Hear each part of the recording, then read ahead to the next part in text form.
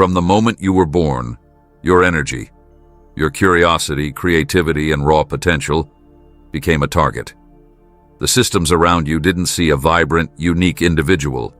They saw something to shape, control, and harness. Education, media, even the food you eat. Every aspect of your early life was meticulously designed to steer your energy in a direction that benefits someone else, not you. Think back to your childhood.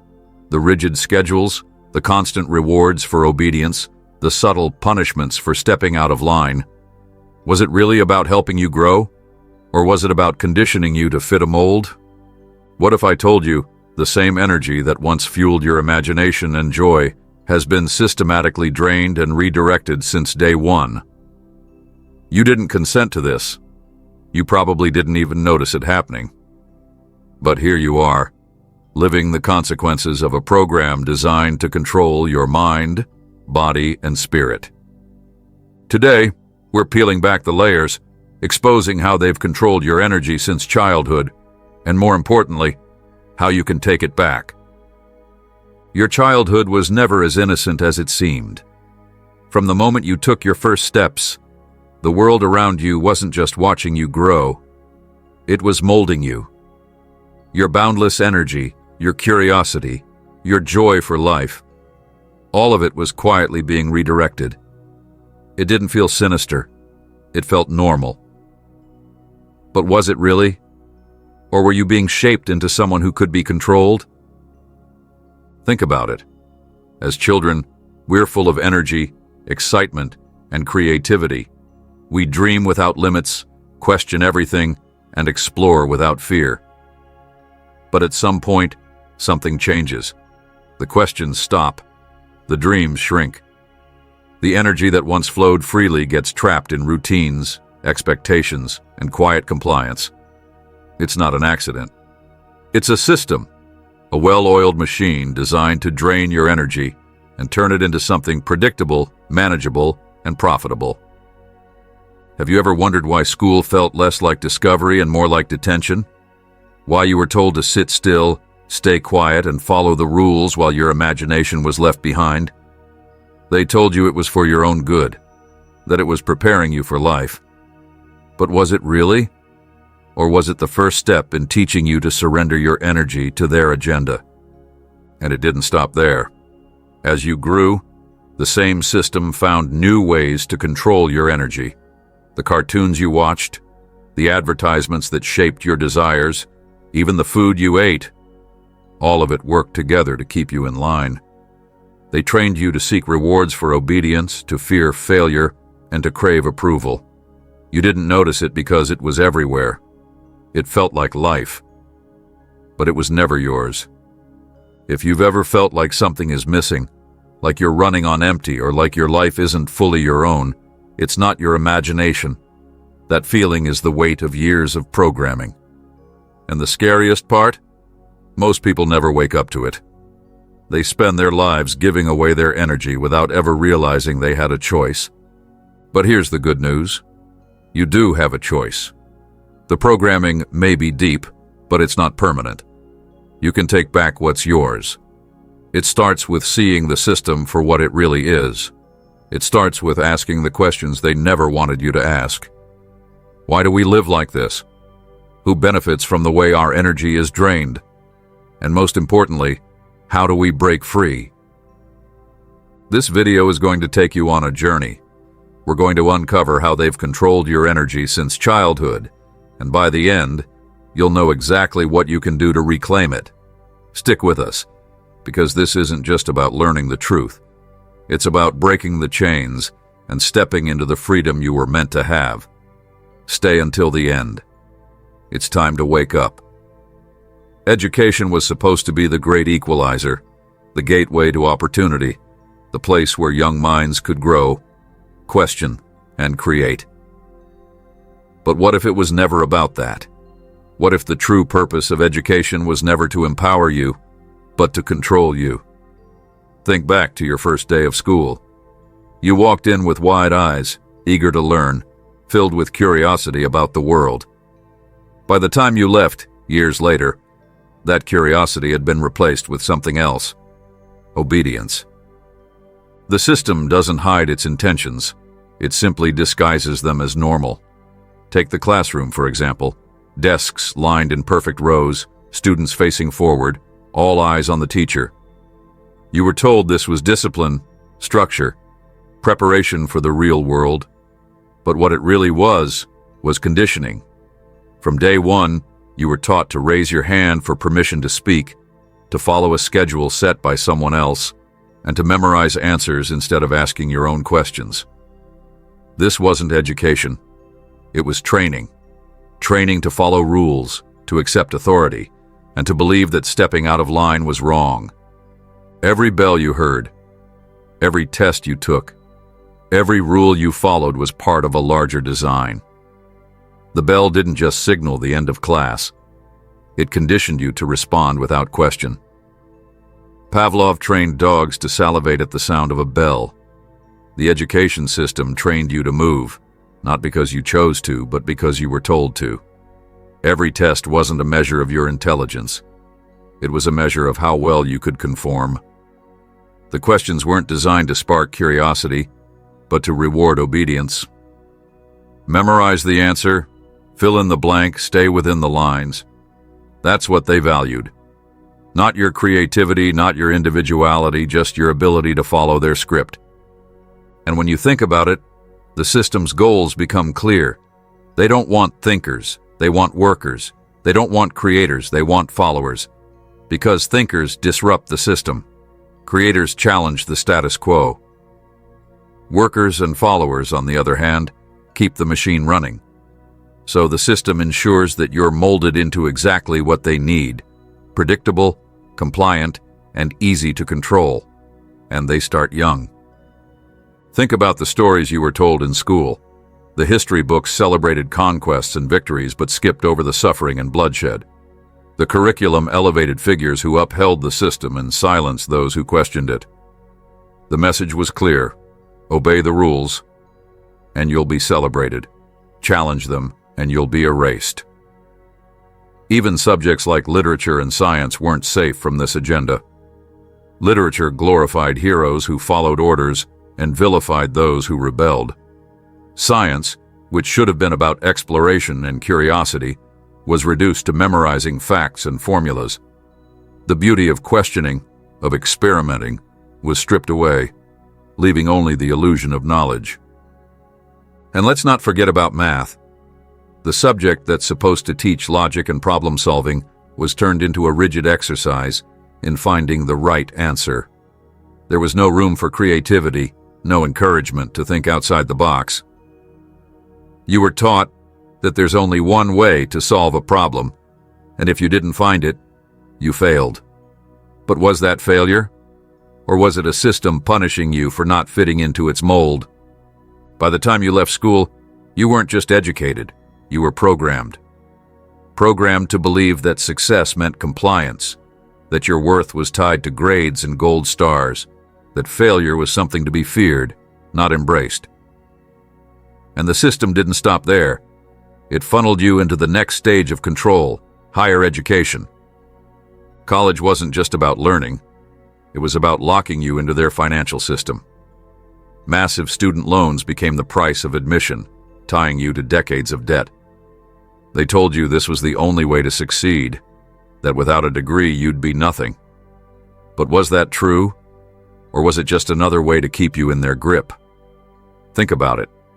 Governments fund schools, but how much of that money actually reaches the classroom? Most of it gets funneled into administrative costs, flashy projects, and systems that benefit everyone except the students.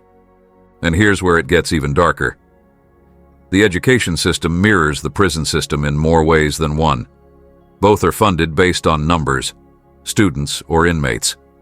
Both prioritize control over growth, and both are designed to keep you in line. Schools shape obedient workers. Prisons manage those who step out of line. It's two sides of the same coin, both serving the same purpose: maintaining control. But the scariest part? Most people don't see it. They go through the system believing it's normal, believing it's for their own good. They don't question why creativity was stifled, why questioning authority was punished, why their energy was redirected into following someone else's agenda. And that's exactly what the system wants. Blind obedience, quiet compliance. But here's the truth, it doesn't have to be this way. Recognizing the cage is the first step to breaking free. The system doesn't want you to think critically, to question its motives, to challenge its rules. But you can. You can start asking the questions they don't want you to ask. Why is the system designed this way? Who benefits from keeping you in line? And most importantly, how can you reclaim your energy, your creativity, your freedom? It won't be easy. Years of programming have taught you to stay within the lines, to fear stepping out of the box. But real growth, real freedom, comes from questioning, from challenging, from refusing to conform. The classroom was never about liberation. It was about control. But now, you have the chance to break that control, to rewrite the rules, to reclaim the energy that's been yours all along. This isn't just about education. It's about your life. It's about waking up to the truth, about seeing the system for what it really is. They've controlled your energy since childhood, but they don't have to control it anymore.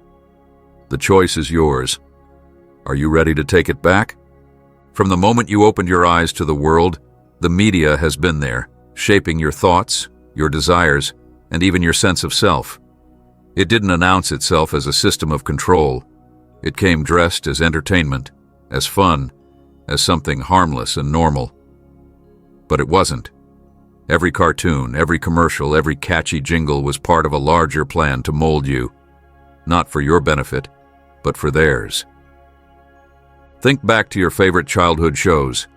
Bright colors, lovable characters, simple stories. They made you laugh, taught you lessons, and kept you entertained for hours. But beneath the surface, something else was happening. Those shows weren't just stories. They were advertisements. The characters you loved were tied to merchandise, toys, lunchboxes, clothes, all of it designed to associate happiness with buying something. That excitement you felt when you saw your favorite character on a cereal box or in a toy store wasn't an accident. It was conditioning. They weren't just selling you a product, they were selling you a habit. As you grew, the tactics changed, but the goal remained the same. The media didn't stop shaping your desires, it simply became more sophisticated. Movies and TV shows introduced new ideas about what success looks like, what love feels like, and what happiness should mean. The heroes were always wealthy, attractive, and successful. The villains, on the other hand, were rebels, outcasts, or anyone who dared to challenge the system. The message was clear. Follow the rules, and you'll be rewarded. Step outside the lines, and you'll be punished. It wasn't about teaching you to think critically or question the world around you. It was about making sure you stayed in line. And then came the commercials. As a child, they were playful and fun, filled with jingles and characters you adored. But as you got older, they became more insidious. They preyed on your insecurities, your fears, your need to fit in. They told you that you weren't enough, not attractive enough, not successful enough, not happy enough. And then they offered you the solution. A new car, a better phone, a trendy outfit. The promise was always the same. Buy this and you'll feel complete. But the truth was far darker. No matter how much you bought, the feeling never lasted. The emptiness always came back, and so you kept consuming, chasing a happiness that was always just out of reach. Social media took this control to a whole new level. Platforms like Instagram, TikTok, and Facebook didn't just show you what to want. They showed you how to live. Carefully curated feeds filled with images of perfect lives, perfect bodies, and perfect moments created an endless comparison game. You weren't just consuming content, you were consuming a narrative that told you your life wasn't good enough, that you needed to work harder, buy more, and look better to measure up. But what you didn't see was that those perfect images weren't real. They were edited, filtered, and staged, designed to keep you scrolling and consuming. Every like, every comment, every share was a form of validation, a hit of dopamine that kept you coming back for more. The platforms weren't just about connecting people, they were about controlling them. The algorithms learned what made you click, what made you stay, and they used that data to keep you hooked. It wasn't about giving you what you needed. It was about keeping you engaged, keeping you consuming, keeping you under their control. Even the food you ate was part of the plan. Remember those happy meals? The bright colors, the toys, the excitement?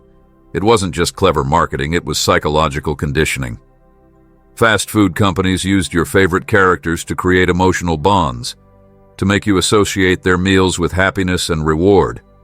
But it wasn't just the toys.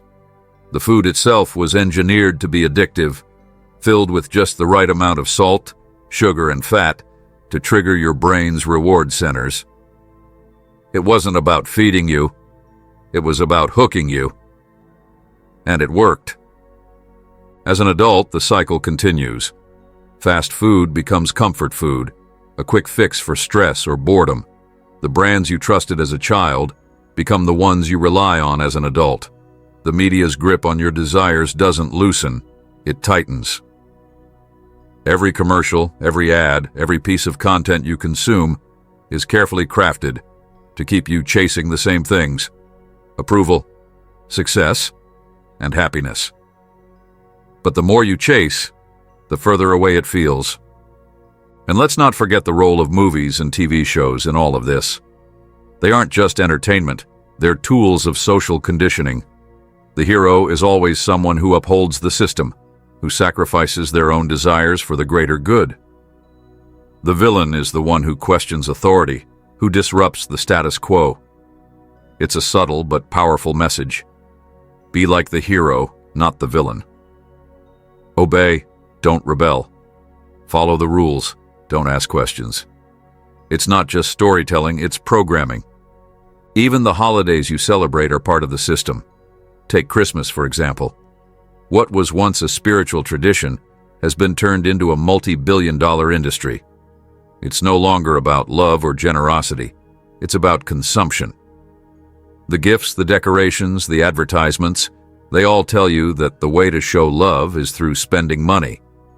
And if you don't participate, you're made to feel like you're missing out, like you're failing to be a good parent, partner, or friend. The media has perfected the art of controlling your energy. It knows how to tap into your emotions, your fears, and your desires to keep you consuming, keep you compliant, keep you under its control. But here's the truth. They don't want you to know. You don't have to play their game. You don't have to let them control your energy, your desires, or your life. Recognizing the system is the first step to breaking free. Once you see how the media manipulates you, you can start to take back your power. You can choose what to consume, what to believe, and what to value. You can stop chasing their version of happiness and start creating your own. It won't be easy. The system is designed to keep you hooked, to make you feel like you need them. But you don't.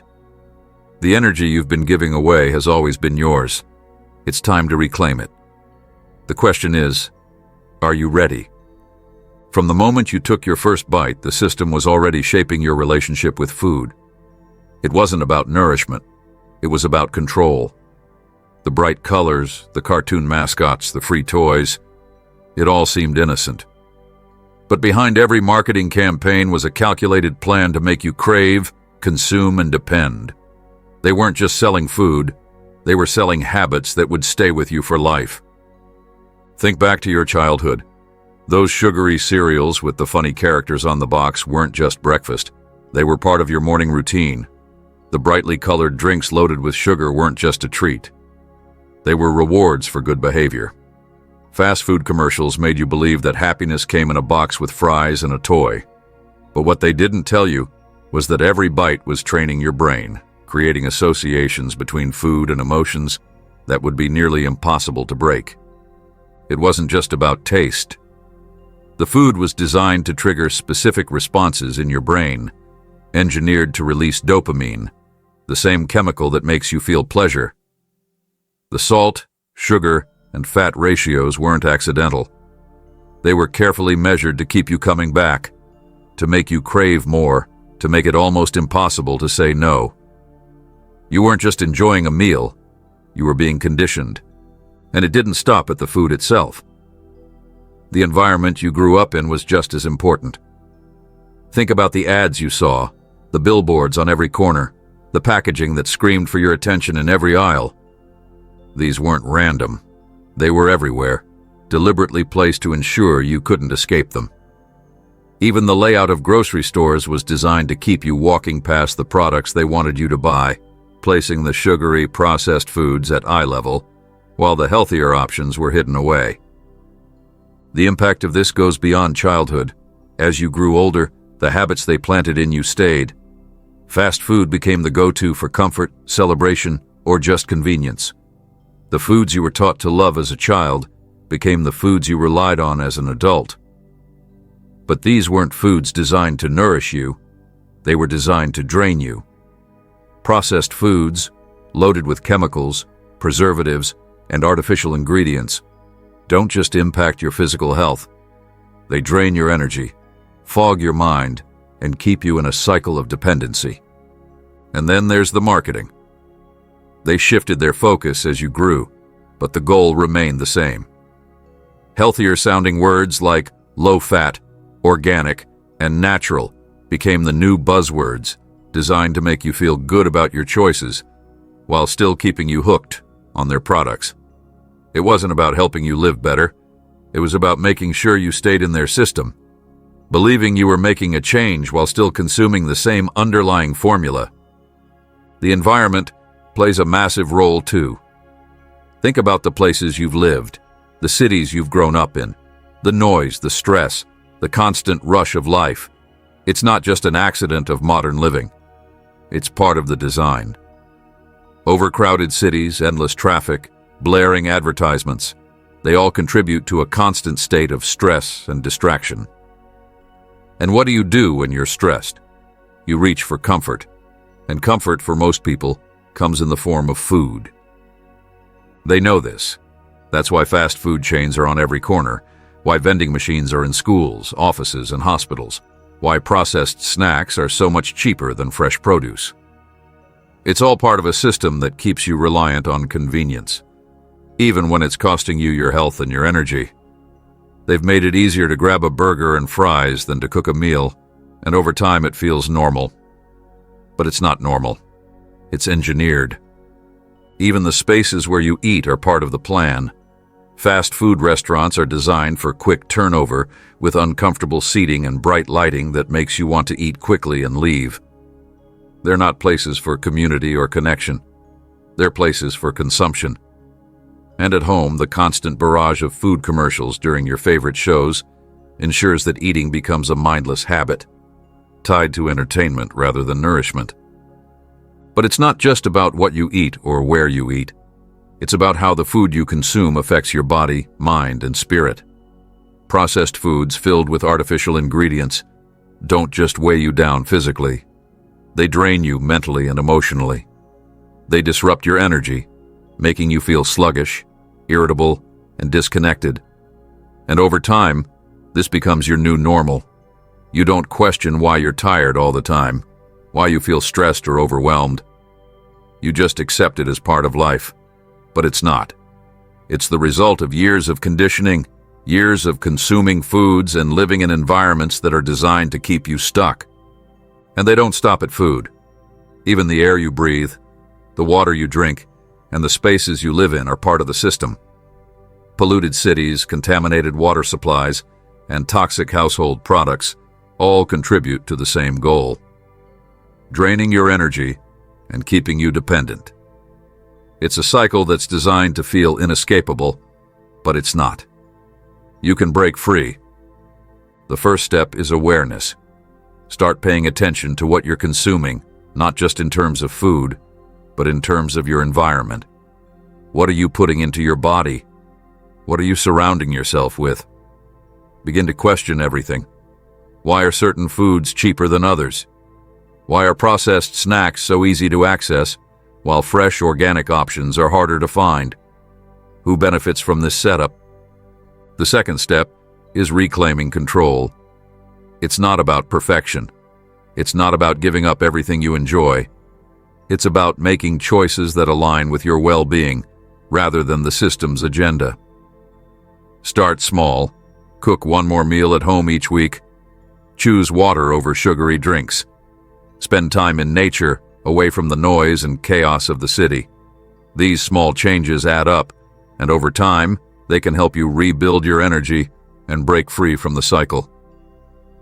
Finally, remember that your energy is yours. They've spent years convincing you that you have no choice, that this is just the way life is. But it's not true. You don't have to live according to their rules, their schedules, their products. You can take back your energy, your health, and your life. It won't be easy. They've made sure of that.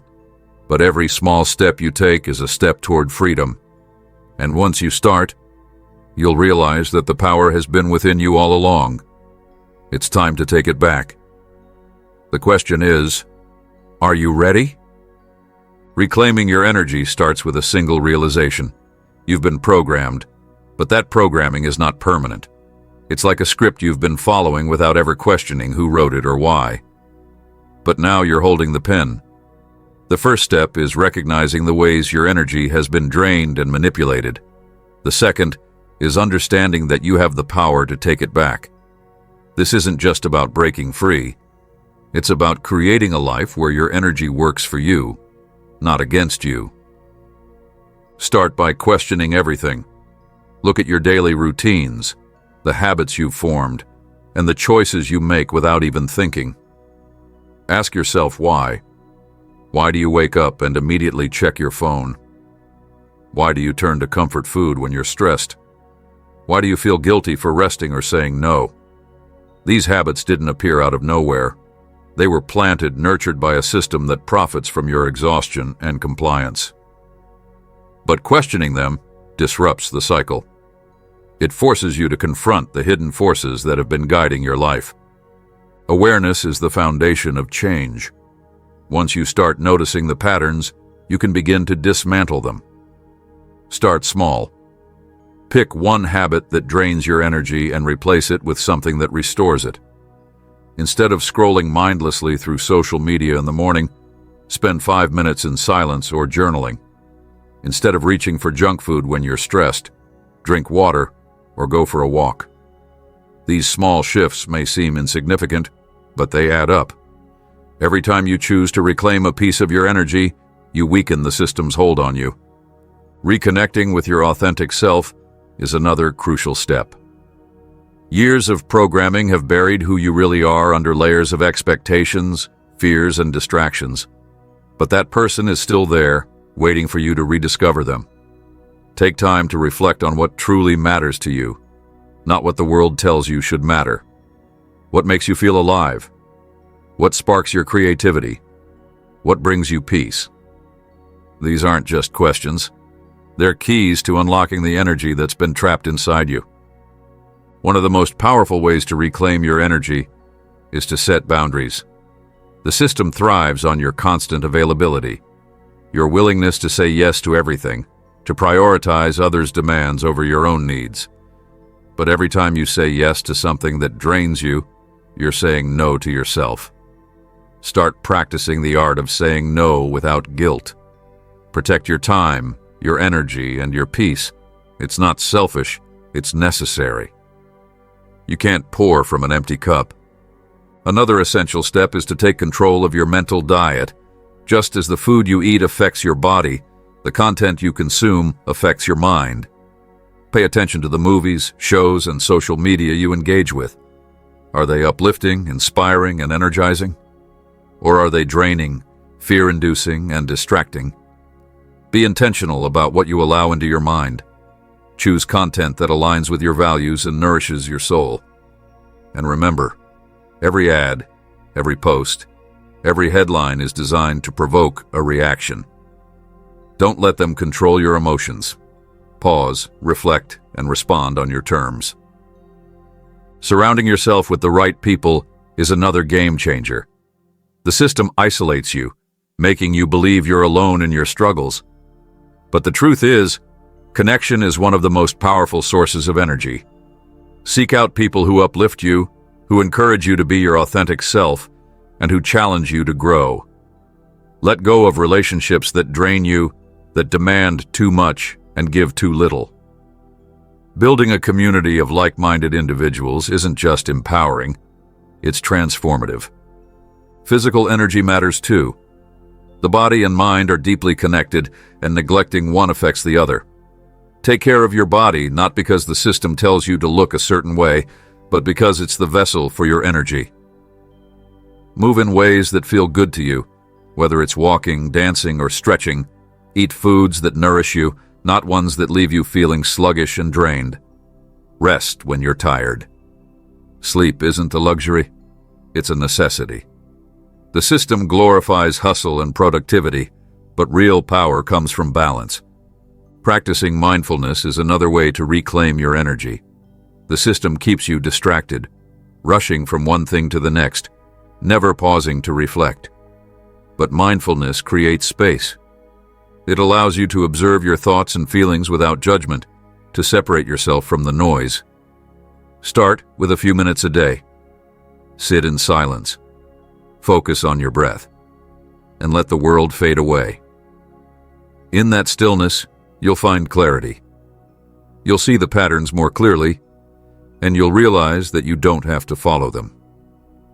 Gratitude is a tool that rewires your brain for abundance instead of scarcity. The system thrives on making you feel like you're not enough, that you don't have enough, that you'll never be enough. Gratitude flips the script. It reminds you of what you do have, of the beauty and blessings in your life. Start a gratitude practice, writing down 3 things each day that you're thankful for. They don't have to be big.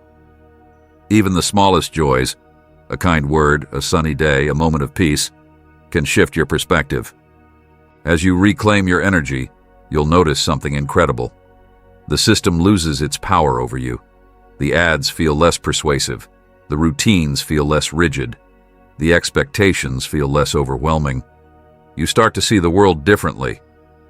You realize that the life you were living wasn't yours, but the one you're creating now is. And that's the ultimate form of freedom. This journey isn't easy. The system will fight to pull you back in. It will tempt you with convenience, with comfort, with the illusion of normalcy.